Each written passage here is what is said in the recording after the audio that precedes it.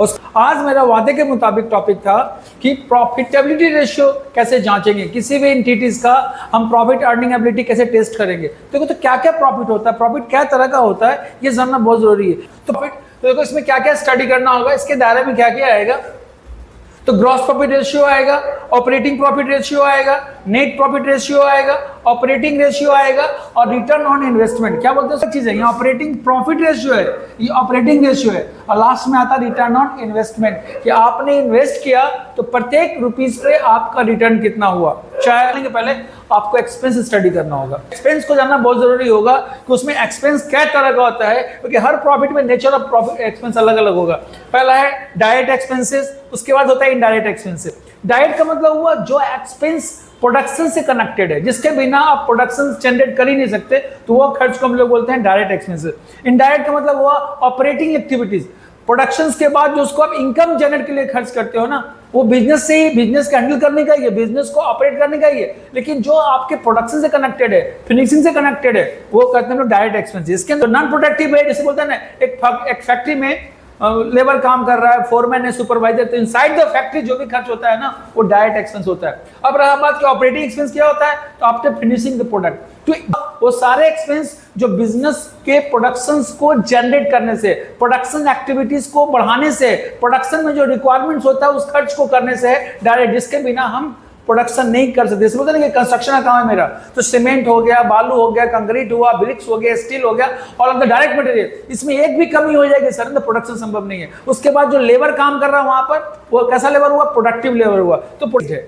अब मान लो जो मकान बन गया, अब उसके लिए मार्केटिंग कर रहे हैं, अच्छे ब्रोकर को रखे कि मेरी बिल्डिंग को बेचवा दो, तो वो जो ब्रोकर हो गया वो नॉन प्रोडक्टिव लेबर हुआ, क्योंकि आपका वो काम बनाने का नहीं कर रहा है सर, वो आपके प्रोडक्टिव गुड्स को बेचने करेगा। तो जिस एक्सपेंस का संबंध इनकम जनरेट से होता है, these are called operating expenses, ठीक है। लेकिन कब इनडायरेक्ट कौन कहा गया, प्रोडक्शन के बाद। मकान तो बन गया, अब उसको बेचना है तो एडवर्टाइजिंग करना है, मार्केटिंग करना, तो वो सब कैसा खर्च होगा, उस खर्च का इंटेंशन होगा इनकम जनरेट करने से। तो जो एक्सपेंसेस आपके बिजनेस के एक्टिविटीज से ही इन्वॉल्व है, लेकिन बिजनेस मतलब ट्रेड से, इनकम जनरेट से है, तो वो कहलाएगा ऑपरेटिंग। लेकिन जो संबंध आपके इनकम जनरेट से नहीं है, टू डू प्रोडक्शन, प्रोडक्शन से कनेक्टेड है। जैसे बोलते हैं ना, किसान है, खेत में के वो बीज डाला है, खाद डाला है, फर्टिलाइजर डाला है, कल्टीवेशन किया है, लेबर एंगेज किया, फसल पैदा हुआ, उसके बाद पैकिंग किया, पैकिंग तक का खर्च जो कर लगेगा वो डायरेक्ट होगा। उसके बाद उसको कलकत्ता भेजना है, यूपी भेजना है, हिमाचल प्रदेश भेजना है, एक्सपोर्ट करना है, तो वो सब क्यों सोचा हुआ, इनकम को बढ़ाने के लिए।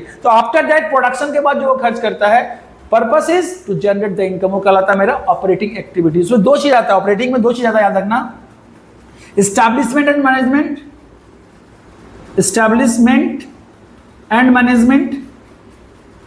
दूसरा आता है सेलिंग एंड डिस्ट्रीब्यूशन। सेलिंग, अगर फैक्ट्री, तो फैक्ट्री में सर माल बनता है, बिकता नहीं है, तो फैक्ट्री तक का जो खर्च होगा, वर्कशॉप का जो खर्च होगा, वो डायरेक्ट कहलाएगा। चार्जेबल एक्सपेंस का मतलब क्या हुआ, जैसे माल परचेज किए, परचेज ऑफ रॉ मटेरियल्स, ठीक है, या गुड्स बेचने के लिए, तो रॉ मटेरियल खरीदने का जो भाड़ा लगा, वो चार्जेबल एक्सपेंस को कैरेज इनवर्ड बोलते हैं। वही होगा माल बनने का, उसको से एंगेज्ड है, वो डायरेक्ट है। जो प्रोडक्शन से एंगेज नहीं है, इनकम जनरेट से है, तो मेरा क्या कहलाएगा, इनडायरेक्ट। तो आपको पहले इस सबको क्लियर करने के लिए आपको बेसिक जानना होगा कि डायरेक्ट एक्सपेंस किसको बोलते हैं, इनडायरेक्ट किसको बोलते हैं। तो इनडायरेक्ट का मतलब याद रखना, टिल द प्रोडक्शन जो भी खर्च होगा, प्रोडक्शन करने में जो खर्च होता है सर, उसको डायरेक्ट एक्सपेंस कहते हैं। मतलब ना, रॉ मटेरियल का परचेजिंग हुआ, ऑक्ट्राय हो गया, डॉक ड्यूटीज हो गया, कस्टम ड्यूटी हो गया, इंपोर्ट ड्यूटीज हो गया, है ना, नॉट एक्सपोर्ट, इंपोर्ट ड्यूटीज हो गया, कैरेज इनवर्ड हो गया, ऑक्ट्राय हो गया, ये सब अगर पे नहीं करोगे ना, तो आप गुड्स का प्रोडक्शन कर ही नहीं सकते।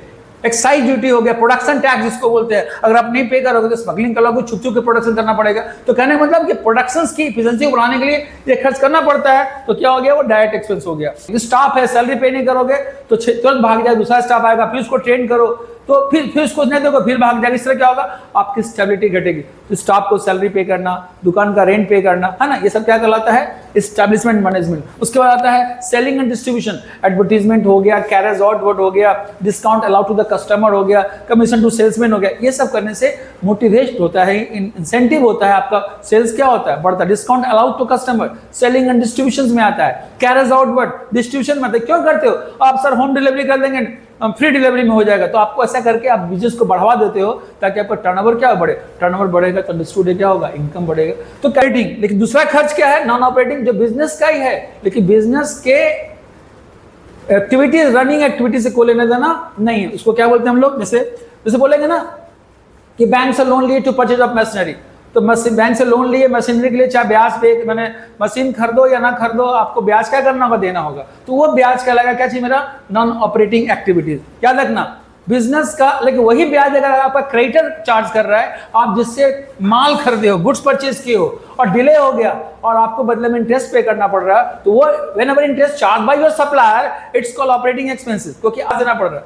लेकिन वही आपने बैंक से लोन लिया है, उसको जो ब्याज पे करोगे, फाइनेंसर को जो ब्याज करोगे, वो नॉन ऑपरेटिंग होगा, क्योंकि व्यापार के ऑपरेशन से कोई लेने देना नहीं है। उसको क्या बोलते हैं, नॉन ऑपरेटिंग एक्सपेंसेस। बाकी जितना भी अब नॉर्मल स्कोर क्लियर कर दिया। एक्सपेंस का मतलब अमाउंट स्पेंट या incurred to purchase of goods और services to operate the business. Type देखो क्या है, डायरेक्ट और क्या है, इनडायरेक्ट। ये समझना बहुत जरूरी है।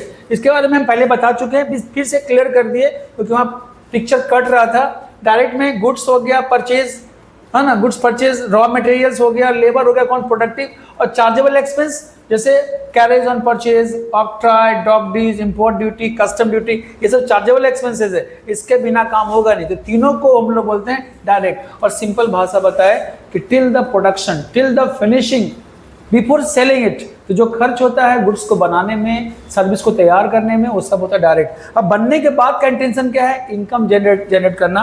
तो आप बेचते हो उसके लिए, तो इनकम जनरेट करने के लिए कुछ जो खर्च करोगे वो मेरा ऑपरेटिंग होगा। ऑपरेटिंग में दो चीजें आता है, establishment and management, selling and distribution. फिर आता है फाइनेंशियल एक्सपेंस, जो आपको कर्ज दिया है बदले में ब्याज लेगा, तो कभी भी आपका ऑपरेटिंग एक्सपेंस नहीं होगा। चोरी हो गया, दुर्घटना हो गया, नॉर्मल हो गया, तो सबका सब क्या कहलाएगा, नॉन ऑपरेटिंग। तो ये सब एक्सपेंस जब तक आइडिया नहीं रखोगे ना, प्रॉफिटेबिलिटी रेशियो नहीं बनेगा। ठीक है।